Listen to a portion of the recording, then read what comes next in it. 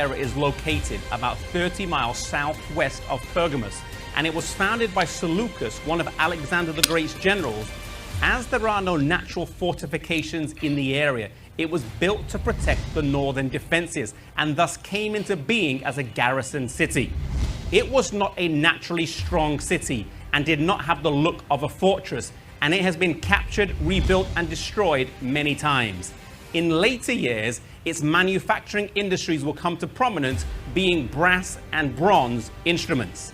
These industries were known for their guilds or trade unions, a situation of work that made it very difficult to be a Christian. The name Thyatira means sacrifice of contrition and fittingly represents this church, in particular the time period of church history when through apostasy, simple faith was exchanged or sacrificed for outward works or penances.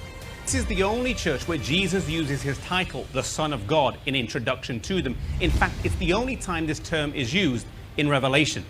It is fitting that during this time period, the place and authority of the Son of God was usurped by a symbolic Jezebel representing apostate church. This church has the longest message given to it and also covers the longest time period, more than 1,000 years, or half the Christian era.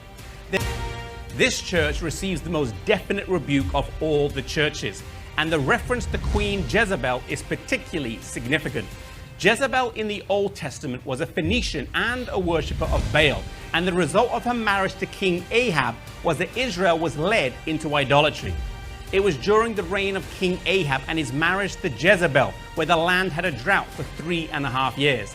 This is a type of the time when paganism would come into the church and the head of the state would be controlled by the head of the church, just like King Ahab, the head of the state, was controlled by his wife, the prophetess.